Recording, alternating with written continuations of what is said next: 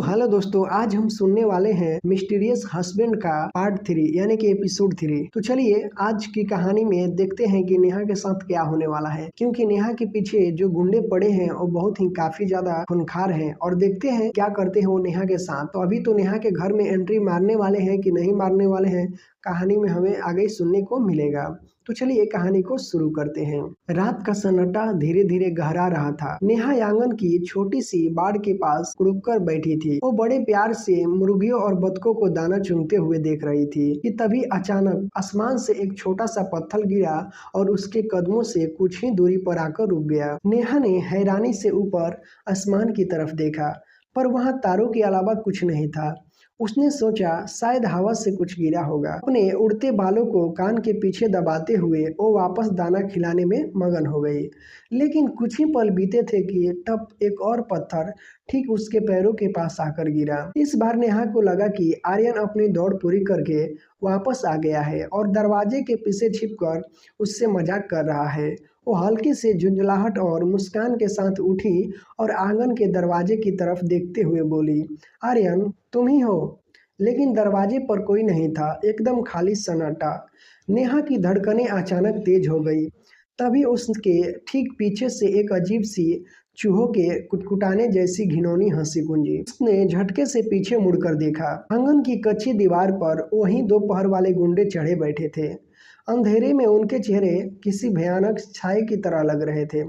अबे मेरे पैर पर मत चढ़, एक गुंडा फुसफुसाया। अरे डरता क्यों है, इसका तो नल्ला पति घर पर थोड़ी है।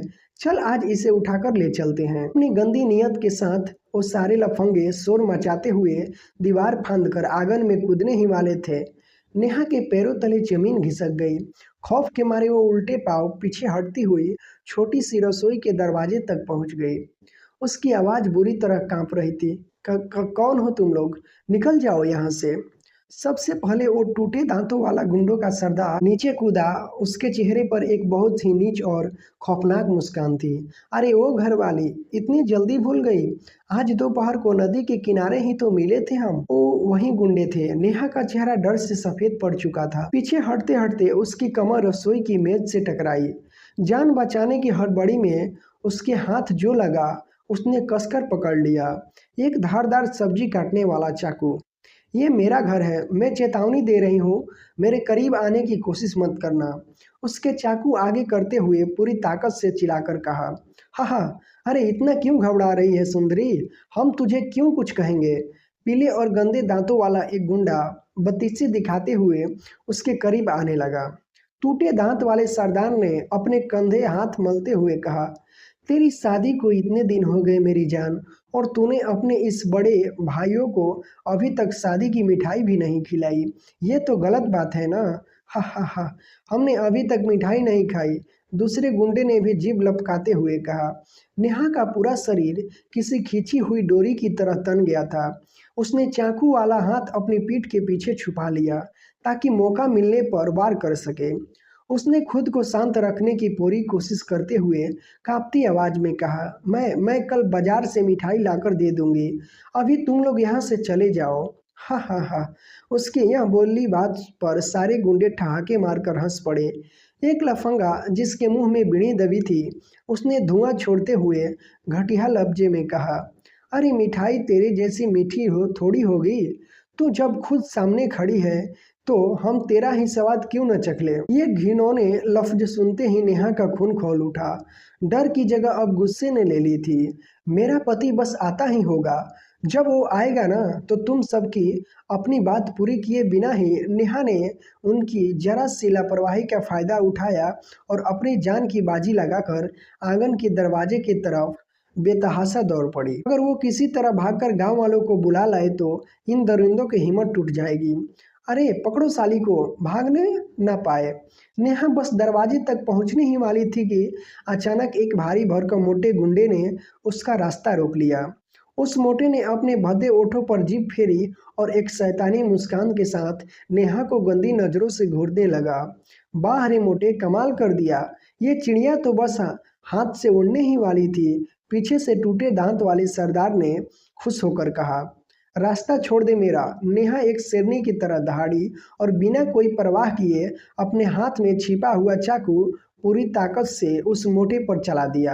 आह, मर गया। मोटे ने घबराकर अनजाने में एक कदम पीछे हटते हुए अपना हाथ बीच में हटाया, लेकिन चाकू की धार तेज थी। उसके हाथ पर एक कट लग गया और वह खून से ही धार बह निकली। खून देखते ही बाकी गुंडों के कदम वहीं ठिठक गए। सरदार ने जमीन पर थूका और नेहा का रास्ता रोकते हुए गुस्से से फुफकारते हुए बोला, ये औरतों साला, हमेशा इनसे निपटना इतना मुश्किल क्यों होता है। दूसरी तरफ गांव की कच्ची और सुनसान सड़क पर आर्यन अपनी रोज की तरह दौड़ लगा रहा था। रात की ठंडी हवा में दौड़ते से उसके माथे पर पसीने की बूंदें चमक रही थी। उसने हाथ से पसीना पोंछा ही था कि अचानक पीछे से एक जानी पहचान आवाज गूंजी, आर्यन भाई, ओ आर्यन भाई। आर्यन ने मुड़कर देखा। चश्मा पहने हुए एक नौजवान बुरी तरह हाँफता हुआ उसी की तरफ भागा आ रहा था। आर्यन ने उसे तुरंत पहचान लिया और रुककर बोला, अरे चिराग, तुम हो। चिराग इस पूरे गांव का इकलौता लड़का था जो डॉक्टरी की पढ़ाई कर रहा था। आर्यन के दिल में चिराग के लिए बहुत इज्जत और एहसास था, लेकिन सच कहें तो वो अंदर ही अंदर उससे थोड़ा चिढ़ता भी था।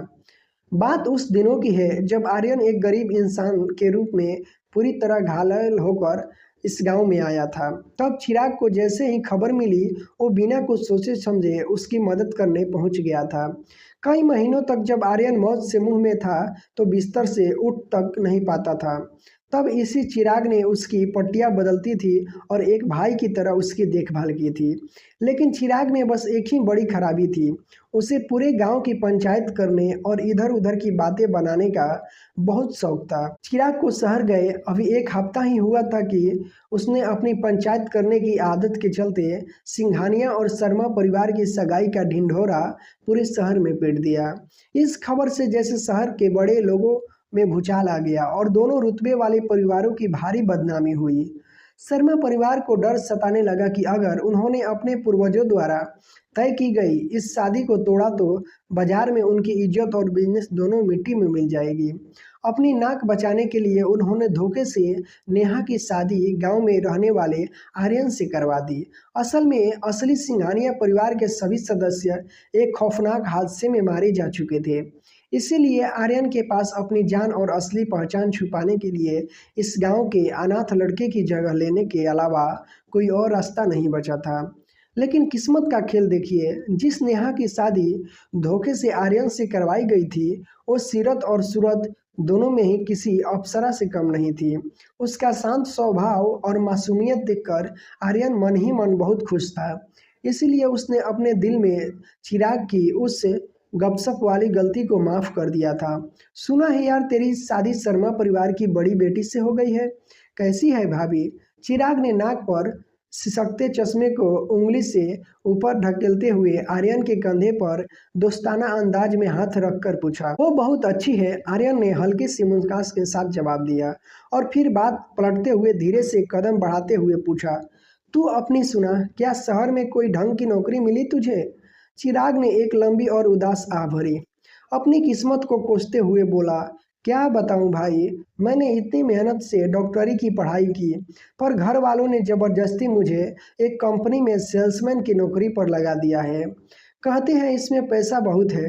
अब घर वालों के आगे किसके चलती है, मुझे भी सिर झुकाकर उनकी बात माननी पड़ी। हाँ, समझ सकता हूँ। आर्यन ने हमदर्दी जताते हुए सिर हिलाया। दोनों अभी कच्ची सड़क पर टहलते हुए बात कर ही रहे थे कि तभी रात के सन्नाटे को चीरती हुई एक घबराती हुई कांपती आवाज गूंजी, आर्यन बेटा, ओ आर्यन बेटा।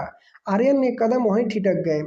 उसने माथे पर बल डालते हुए आवाज की दिशा में देखा। हाँ दादी, मैं यहीं हूँ। क्या हुआ इतनी रात को। सामने से सावित्री दादी हाँफते और लकड़ाती हुई पूरी ताकत से दौड़ी चली आ रही थी। उसके चेहरे पर हवाइयाँ उड़ रही थी और सांसें बुरी तरह से फूल रही थी।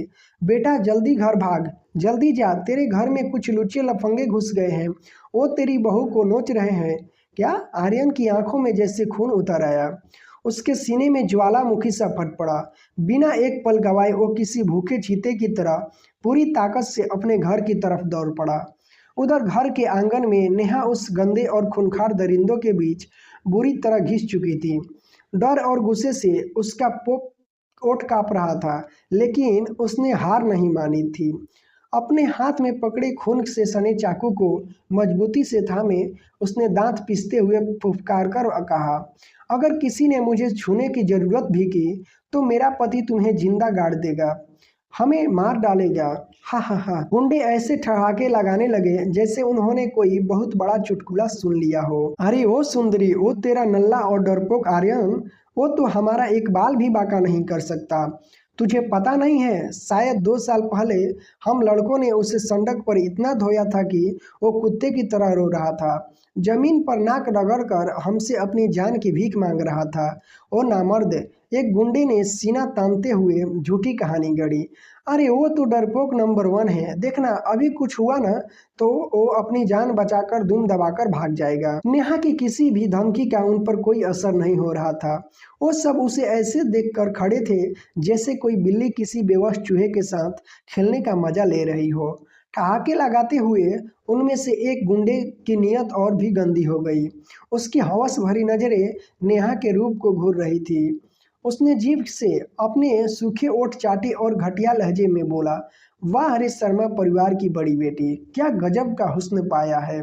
समझ नहीं आता उस 2 कौड़ी के आर्यन की किस्मत में इतनी मलाई जैसी औरत कहाँ से आ गई। अपनी गंदी जबान बंद रख, नेहा ने गुस्से से आग बबूला होते हुए अपना चाकू उसकी तरफ तान दिया। तुम जैसे छड़क छाप कीड़े मेरे पति के पैरों की धूल की भी नहीं हो। यह कहते हुए नेहा ने नफरत से उन गुंडों के चेहरे पर थूक दिया। उसकी आंखों में इन दरिंदों के लिए सिर्फ और सिर्फ घृणा थी। तेरी ये जरूरत? गुंडे ने अपने चेहरे के थूक पोछा और बुरी तरह बौखला गया। खुद को महारानी समझती है, आज तेरा सारा गुरूर यहीं मिट्टी में मिलाएंगे। लड़कों छोड़ो मत इसे, आज इसे बताते हैं कि असली मर्द क्या होते हैं।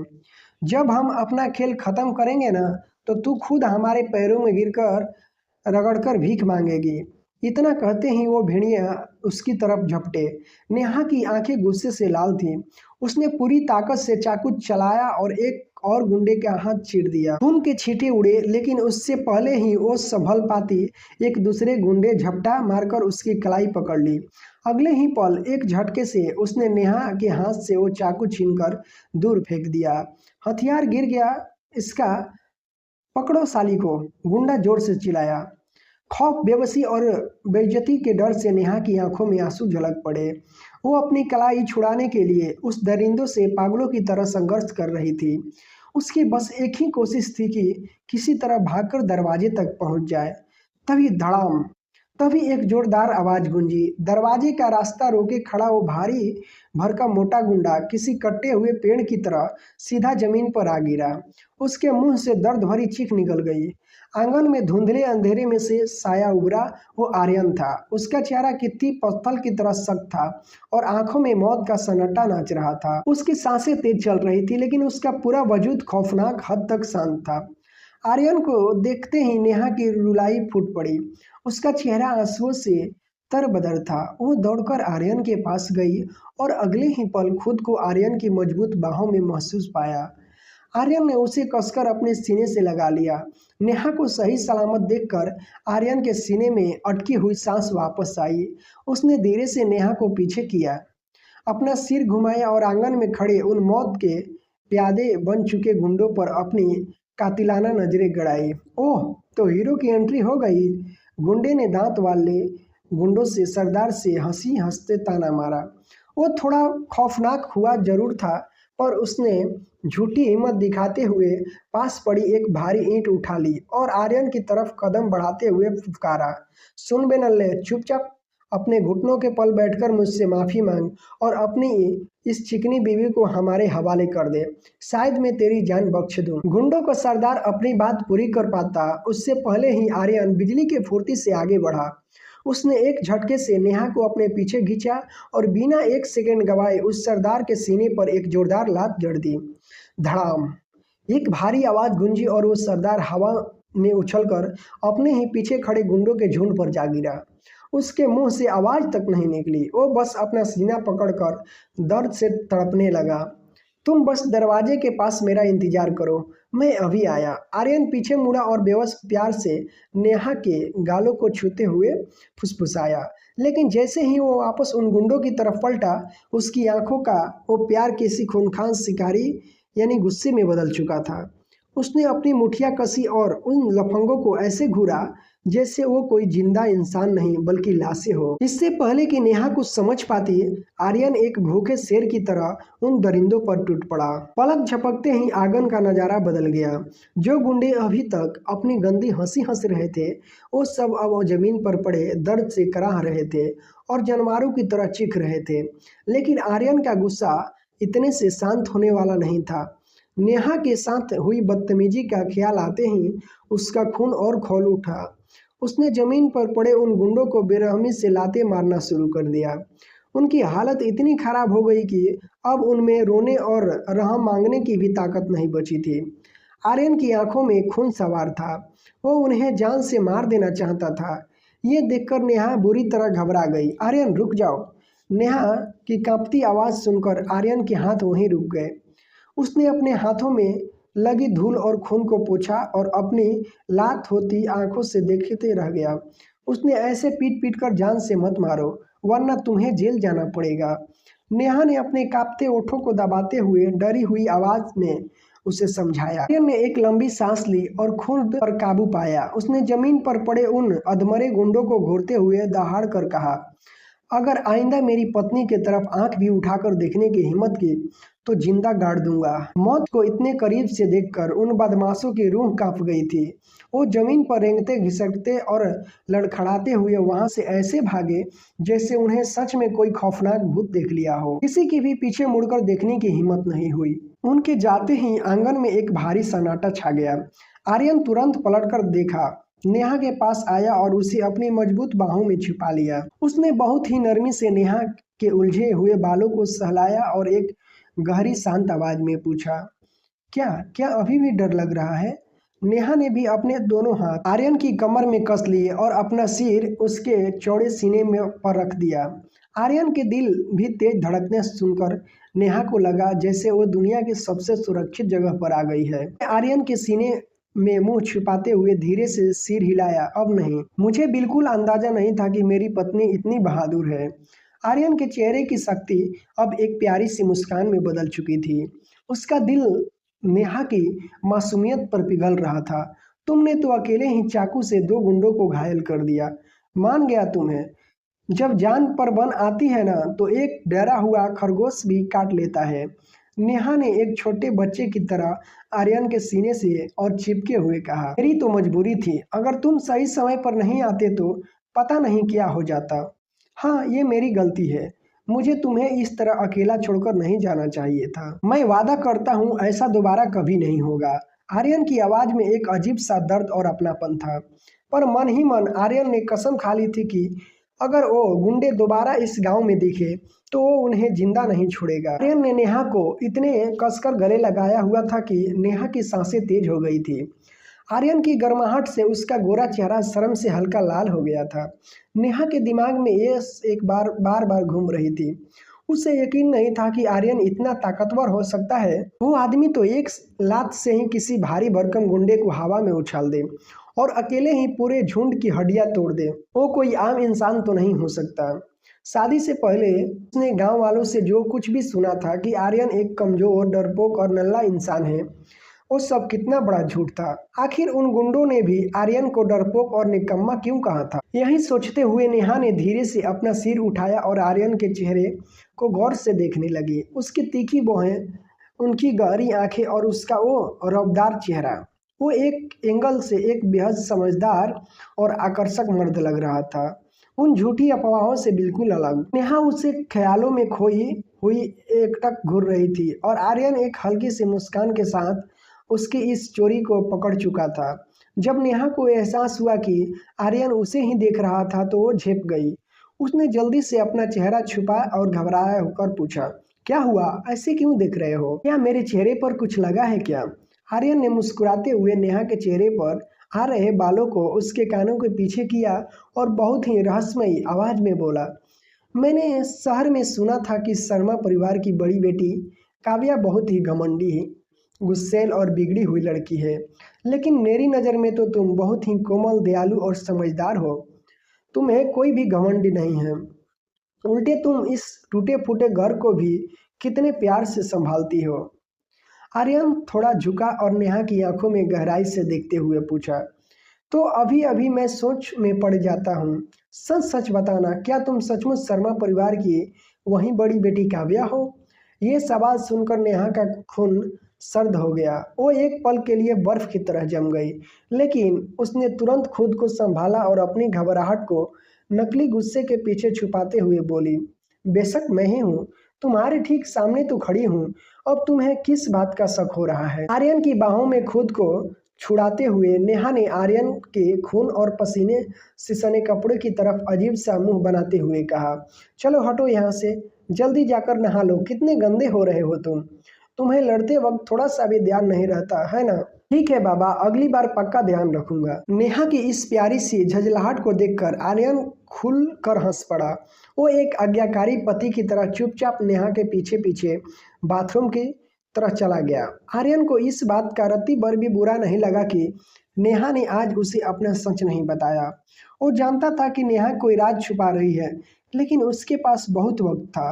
वो उस दिन का इंतजार खुशी खुशी करेगा जब नेहा खुद उस पर भरोसा करके अपना हर बात उसे बताएगी। नहाने के बाद दोनों कमरे में बैठकर बहुत ही प्यार से हंसी मजाक कर रहे थे कि तभी अचानक घर के बाहर एक बहुत ही तेज और चीखती हुई आवाज आई, जिसने उसके सुकून को चीर कर रख दिया। आर्यन भाई, हे भगवान आर्यन, तुमने ये क्या कर रहे हो? कमरे के अंदर नेहा अपने कांपते हाथों से आर्यन के कपड़ों को और शरीर पर लगा खून साफ कर रही थी। तभी बाहर से आई उस चीख ने उसका ध्यान खींचा। आर्यन ने दरवाजे की तरफ देखकर और गहरी सांस छोड़ते हुए बोला, ये आवाज तो गांव के उसी लड़के की है, चिराग। जैसे ही वो दोनों दरवाजा खोलकर बाहर आंगन में आए, सामने सच में चिराग खड़ा था। आर्यन के कपड़ों पर खून से छींटे देखकर चिराग की आंखें फटी की फटी रह गई। वो बुरी तरह घबराकर चिल्लाया, हे भगवान आर्यन, ये खून है, क्या तूने किसी को जान से मार डाला? नहीं, ऐसा कुछ नहीं है, आर्यन ने बहुत ही शांत और बेपरवाह अंदाज में जवाब दिया। मैंने तो बस उन लफंगों को यहाँ से खदेड़ा है।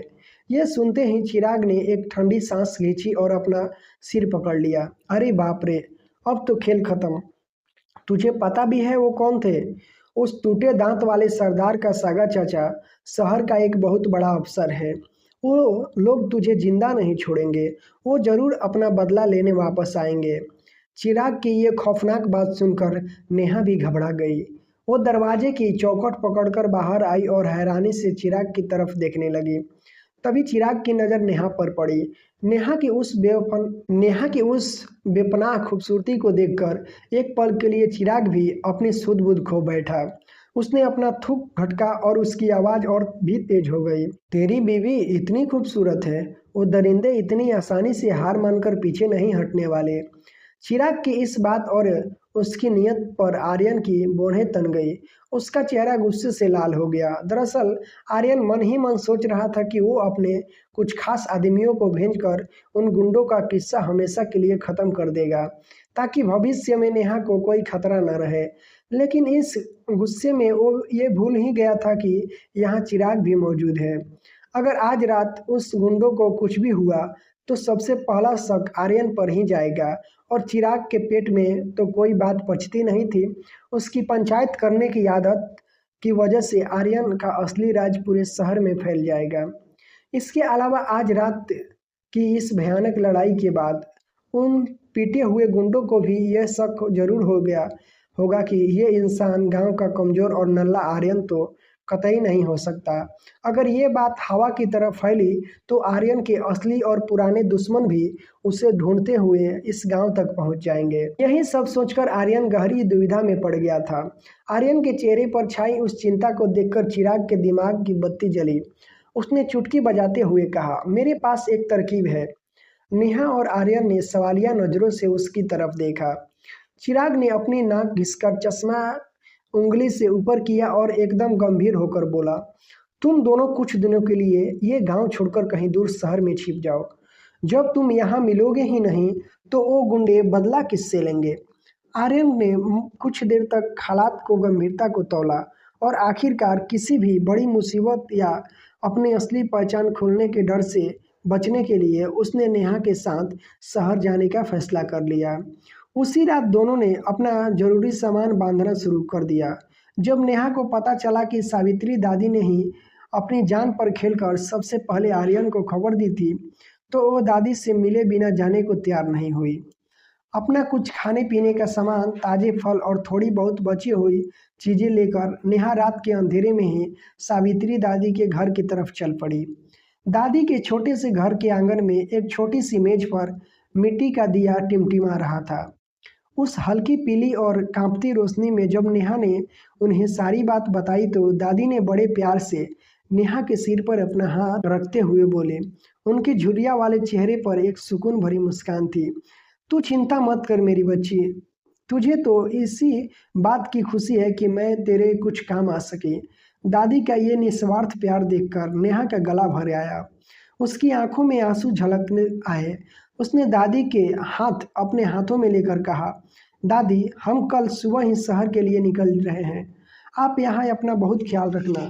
सावित्री दादी ने अपनी धुंधली आंखों से नेहा को बहुत ध्यान से देखा और एक गहरी शांत आवाज में कहा, तू बहुत किस्मत वाली है बिटिया, तेरा आने वाला कल बहुत रोशन होगा, बस कभी हिम्मत मत हारना। जी दादी, नेहा ने मुस्कुराते हुए हामी भरी। दादी से भरे मन से विदा लेने के बाद नेहा ने घर लौटते ही अपनी सबसे पक्की सहेली श्रुति को फोन मिलाया।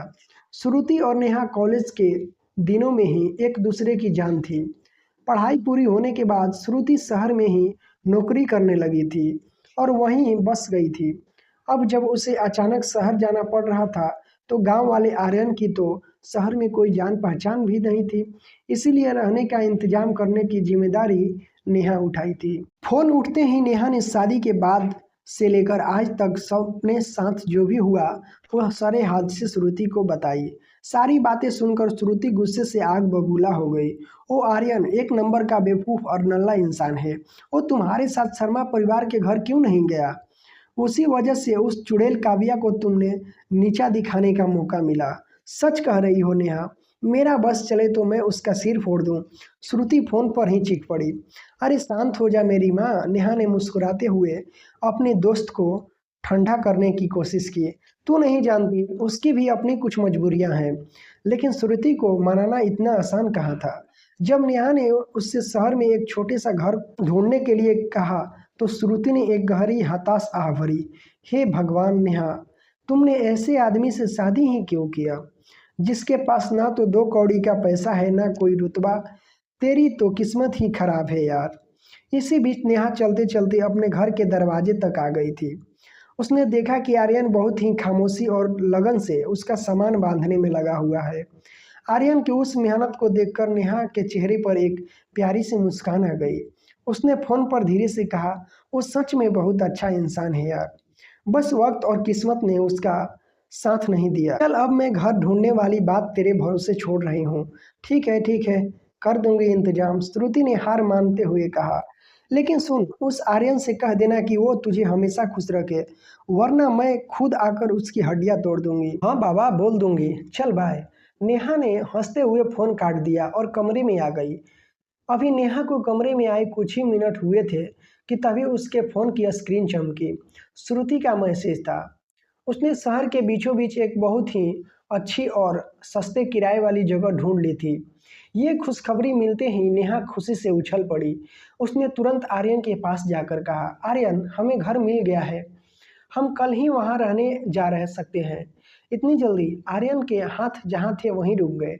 वो सच में हैरान था। दरअसल आर्यन अभी अभी ये सोच ही रहा था कि वो छुपकर अपने मैनेजर को एक संदेश भेजेगा ताकि वो शहर में उसके लिए एक शानदार घर का इंतजाम कर दे और फिर वो कोई झूठी कहानी बनाकर नेहा को यकीन दिला देगा कि उसे वो घर कैसे मिला। उससे सपने में भी उम्मीद नहीं की थी कि नेहा एक ही रात में खुद ही घर ढूंढ लेगी। हे, ये सब मेरी बेस्ट फ्रेंड का कमाल है। नेहा बहुत ही खुश मिजाज में उसने अपनी जीत की खुशी में आर्यन को देखकर शरारत से अपनी जीभ बाहर निकाल दी। क्योंकि ये घर नेहा ने इतनी मेहनत और प्यार से चुना था, इसीलिए आर्यन ने भी कोई आपत्ति नहीं जताई।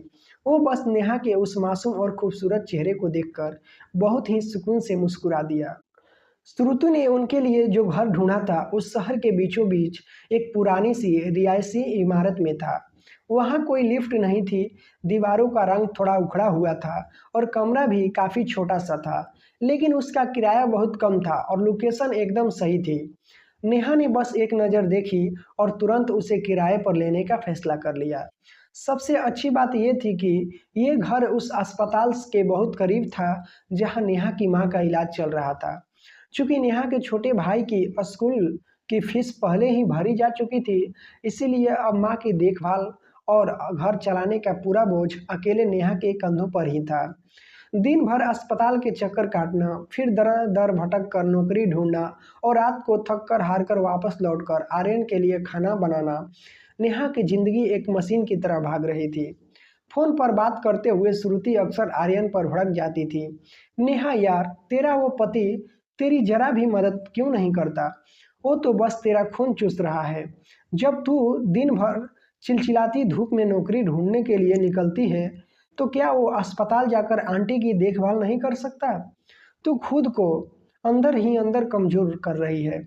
नेहा ने मेज पर रखे छोटे से फूलदान में ताजे फूल सजाते हुए बहुत ही शांत और मीठी आवाज में कहा। आर्यन के भी अपने कुछ बहुत जरूरी काम है श्रुति, मैं सब कुछ अकेले संभाल सकती हूँ, इसीलिए मैं उसे इन सब से नहीं उलझना चाहती।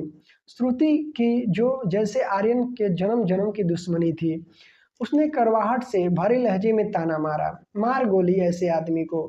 मुझे तो आज तक समझ नहीं आया कि जिस इंसान के पास ना दो कौड़ी का पैसा है और ना कोई हुनर, उसमें तुझे ऐसा क्या खास दिख गया। अच्छा बाबा, अब मैं फोन रखती हूँ, मुझे खाना बनाना है। नेहा ने बात टाल दी। फोन रखकर उसने उस छोटे से लेकिन बहुत ही प्यार से सजाए गए कमरे को देखा। उसकी सारी थकान मिट गई और ओठों पर एक सुकून भरी मुस्कान तैर गई। तभी क्लिक की आवाज के साथ दरवाजा खुला।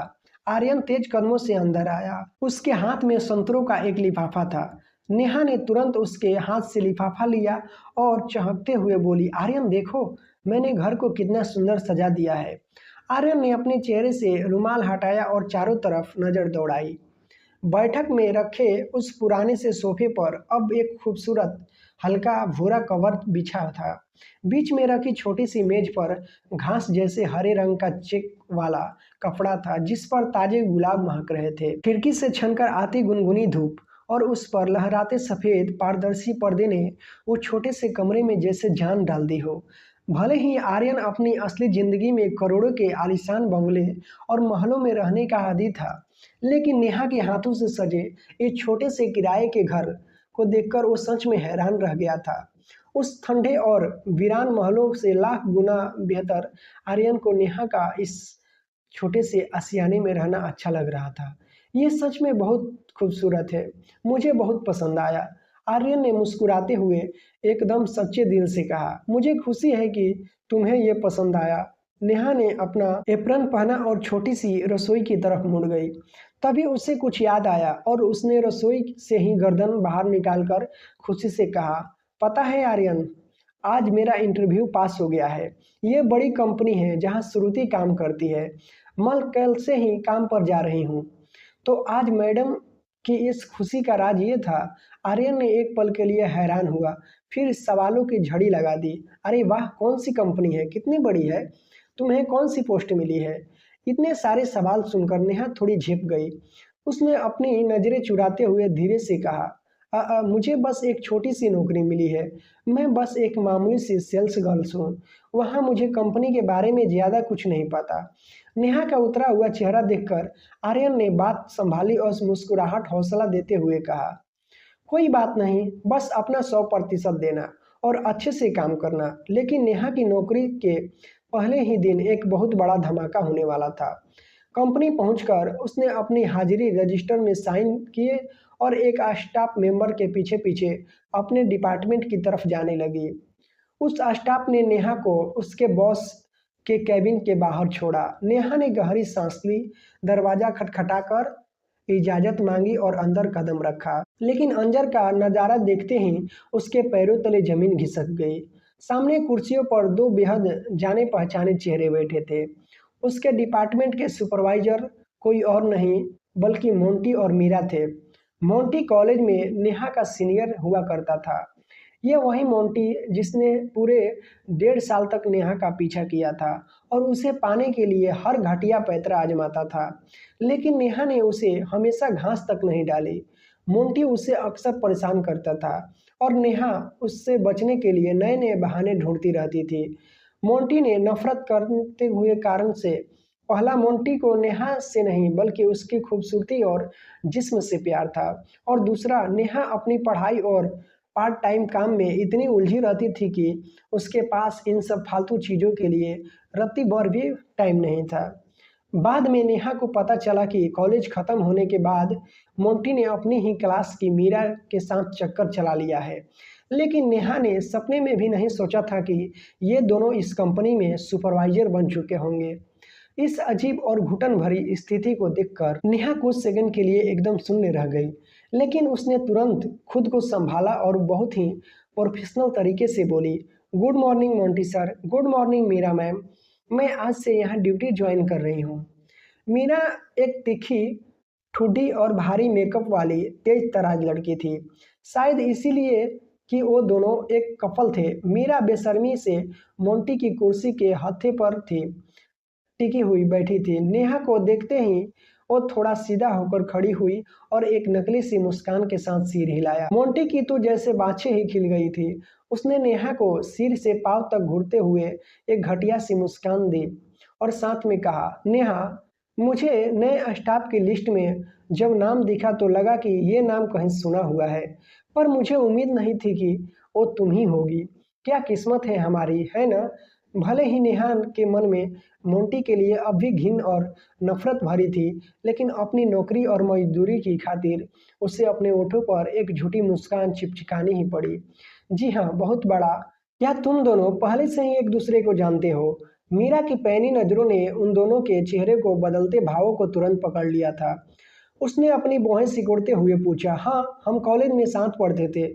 मोंटी ने बात को ज्यादा तूल न देते हुए बहुत ही सहजता से जवाब दिया। उसने नेहा के लिए कोई परेशानी खड़ी नहीं की, बल्कि अपनी मेज से एक नीले रंग की फाइल निकाली और नेहा की तरफ बढ़ा दिया। ये हमारे डिपार्टमेंट की बेसिक जानकारी और कुछ नियम है, इसे ध्यान से पढ़ लेना, ठीक है? नेहा ने वो फाइल और अपना आईडी कार्ड लिया और बिना कोई फालतू बात किए कैबिन से बाहर निकल गई। नेहा के जाते ही मीरा कुर्सी से उठी और मोंटी की और करीब घिसक आई। उसने मोंटी के कंधे पर हाथ रखते हुए नखरे से कहा, बेबी, तुम तब से उसे ही घूरे जा रहे थे। क्या तुम्हें वो बहुत खूबसूरत लग रही थी? मोंटी मन ही मन बहुत शातिर था। वो जानता था कि अगर मीरा को नेहा और उसके कॉलेज के बारे में एक तरफा प्यार की भनक भी लग गई तो वो ऑफिस में आसमान सिर पर उठा लेगी। उसने तुरंत पैंतरा बदला और मीरा की कमर में हाथ डालते हुए बोला, अरे नहीं मेरी जान, तुमसे ज्यादा खूबसूरत इस दुनिया में कोई और नहीं हो सकता। क्या उस जैसी साधारण सी लड़की तुम्हारे सामने कहाँ टिक सकती है? धत तेरी की, तुम भी ना बस मक्खन लगाने जानते हो। मीरा ने मुस्कुराते हुए मोंटू के सीने पर हल्के से मुक्का मारा और मोंटी जोर से हंस पड़ा। इधर बाहर नेहा अपने डेस्क पर आ चुकी थी। वो पूरी ईमानदारी से डिपार्टमेंट की उस फाइल को पढ़ रही थी और पेन से जरूरी बातों पर निशान लगा रही थी। उसे काम करते हुए मुश्किल से 10 मिनट ही हुए होंगे कि तभी खट खट खट फर्श पर हाई हील्स टकराने की तेज आवाजें उसके करीब आकर रुक गई। नेहा ने सिर उठाकर देखा तो सामने चटक लाल रंग की लिपस्टिक लगाए मीरा खड़ी थी। नेहा ने शराफत से अपनी जगह से उठते हुए कहा, good morning Meera ma'am. Meera ने अपनी घमंडी नजरों से नेहा को सिर से ऊपर तक देखा और एक बनावटी सी मुस्कान के साथ बोली, तो नेहा, आज तुम्हारा पहला दिन है, कैसा लग रहा है यहाँ? नेहा को कॉर्पोरेट दुनिया की ऐसी बातों का जवाब देना बहुत अच्छे से आता था। उसने भी एक हल्की सी फॉर्मल मुस्कान के साथ कहा, यहाँ का काम करने का तरीका बहुत अच्छा है। मुझे पूरा यकीन है कि मैं बहुत जल्दी यहाँ के माहौल में ढल जाऊंगी। हाँ, मीरा की नज़रें अब भी नेहा के कपड़ों पर ही गड़ी थी। उसने अपने दोनों हाथ सीने पर बांधे और ओठ सिकोड़ करते हुए ताना मारा, देखो, इस डिपार्टमेंट की सुपरवाइजर होने के नाते मेरा फर्ज है तुम्हें कुछ बातों को समझाना। काम काम होता है, कोई फैशन शो नहीं। इतने भड़कीले और दिखावटी कपड़े पहनकर काम पर आने की जरूरत नहीं है। आगे से ऐसे कपड़े पहनकर मत आना, समझी? यह सुनकर नेहा सन रह गई। उसने नजरें झुकाकर अपने कपड़े को देखा। उसने तो एक बहुत ही साधारण सी फुल लेंथ वाली काले रंग की फॉर्मल ड्रेस पहनी हुई थी। इसमें भड़कीला क्या था? क्या इतनी पारंपरिक और सादी फॉर्मल ड्रेस भी मीरा की आंखों में चुभ रही थी। नेहा को चुप देखकर मीरा का चेहरा गुस्से से तन गया। उसने जानबूझकर अपनी आवाज तेज करते हुए कहा, क्या हुआ? क्या तुमने मेरी बात से कोई एतराज है? मीरा की तेज आवाज सुनकर आसपास काम कर रहे सारे कर्मचारी ने अपना काम रोक दिया। पूरे हॉल में एकदम सन्नाटा छा गया। सब लोग दबी हुई नजरों से नेहा की ओर देख रहे थे। उसकी आंखों में से नेहा के लिए साफ हमदर्दी नजर आ रही थी। नेहा समझ गई कि मीरा जानबूझकर तमाशा बनाना चाहती है। उसने बहुत ही शांति और संयम के साथ अपना सिर हिलाया और सौम्य आवाज में कहा, नहीं मैम, आप सही कह रही हैं। मैं आगे से इस बात का ध्यान रखूंगी और ये ड्रेस दोबारा नहीं पहनूंगी। गुड, अब ठीक है। मीरा ने घमंड से अपनी नाक सिकोड़ी, मुड़ी और अपनी हिल्स चटकाती हुई कमर मटकाते हुए वापस अपने कैबिन की तरफ चली गई। डोर में आखिर में हिल्स की आवाज जैसे ही गायब हुई, उस शांत पड़े डिपार्टमेंट में फिर से फुसफुसाहटें शुरू हो गई। तभी नेहा के ठीक बगल वाली कुर्सी पर बैठी एक लड़की ने, जिसने मोटे काले फ्रेम वाला चश्मा पहना हुआ था, अपना सिर नेहा की तरफ मुड़ाया। उसने बहुत ही धीमी आवाज में कहा, यार तुम उसकी बातों को दिल पर मत लेना, वो हमेशा से ऐसी ही चुड़ैल है। नेहा ने उस अजनबी लड़की की तरफ देखा और एक दोस्ताना मुस्कान के साथ कहा, कोई बात नहीं, मैं ठीक हूँ। वैसे आज काम पर मेरा पहला दिन है। मेरा नाम नेहा है, तुम्हारा नाम क्या है? मेरा नाम जूही है, उस चश्मे वाली लड़की ने मुस्कुराते हुए कहा। जूही नाम तो बहुत प्यारा है तुम्हारा। नेहा उसकी मासूमियत देखकर हल्के से मुस्का दी। जूही ने अपनी भौहें चढ़ाई और चारों तरफ नजर दौड़ाकर देखा कि कोई सुन तो नहीं रहा। फिर वो नेहा के करीब आकर फुसफुसाई, मुझे तो लगता है कि मीरा मैम की नज़रों में तुम अभी से खटकने लगी हो। पर क्यों? नेहा सच में हैरान थी। मुझे भी महसूस हुआ कि वो मुझसे चिढ़ रही है, लेकिन आज तो मेरा पहला दिन है। मेरी उससे कोई पुरानी दुश्मनी भी नहीं है। भला वो मेरे साथ ऐसा क्यों करेगी? अरे भोली लड़की, तुम्हें गलतफहमी हो रही है। जूही ने आंख मारते हुए राज खोला। मीरा मैम और हमारे मोंटू सर का चक्कर चल रहा है और मीरा मैम हद से ज्यादा जल कुकड़ी है। अगर इस ऑफिस में कोई भी लड़की गलती से भी उससे ज्यादा खूबसूरत दिख जाए तो वो उसकी जिंदगी नर्क बना देती है। पिछले महीने ही उन्होंने एक बहुत ही प्यारी सी लड़की को बिना बात के बेइज्जत करके नौकरी से निकाल दिया था। जूही ने अपनी आवाज को धीमी करते हुए कहा, वो तो शुक्र है तुम जैसी चश्मिश और साधारण सी लड़की का, जो मैं उसकी नज़रों में नहीं आती और बची हुई हूँ। ओह अच्छा, नेहा ने समझदारी से सिर हिलाया। उसे समझ आ गया था कि मोंटी की वजह से नहीं, बल्कि अपनी ही खूबसूरती की वजह से वो मीरा के निशाने पर आ गई है। उसे अब अपने काम और कपड़ों दोनों को लेकर बहुत सतर्क रहना होगा। अरे हाँ, मैं तुम्हें एक और बात बताने ही वाली थी कि जूही अपनी बात पूरी कर पाती उससे पहले ही एक और कर्मचारी उसके पास आया और बोला, नेहा, मोंटी सर ने तुम्हें अपने कैबिन में बुलाया है। ओह ठीक है, नेहा ने कहा। इत्तेफाक से वो अपनी कंपनी वाली फाइल लगभग पूरी तरह पढ़ चुकी थी। उसने अपना सामान समेटा, अपनी जगह से उठी और मोंटी के कैबिन की तरफ चल पड़ी। नेहा ने दोबारा दरवाजा खटखटाया, अंदर कदम रखा। इस बार कैबिन में मीरा नहीं थी। मोंटी अकेला ही अपनी कुर्सी पर बैठा था। नेहा को आते देख मोंटी के चेहरे पर एक कुटिल सी मुस्कान छा गई। उसने अपनी मेज के सामने रखी छोटी सी कॉफी टेबल के बगल वाले सोफे की तरफ इशारा करते हुए बहुत ही मीठी आवाज में कहा, आओ नेहा, बैठ जाओ। मुझे तुमसे कुछ बहुत ही ज़रूरी बात करनी है। दोस्तों, अगर आप चाहते हैं कि आगे की कहानी ऐसे ही कंटिन्यू करें, तो आप हमारे इस छोटे से चैनल को सब्सक्राइब कीजिए। अगर आपको हमारी वीडियो पसंद आती है तो वीडियो को लाइक शेयर जरूर कीजिए। तो चलिए मिलते हैं फिर नेक्स्ट एपिसोड के साथ, और आगे होगी उसी एपिसोड में कहानी की बात।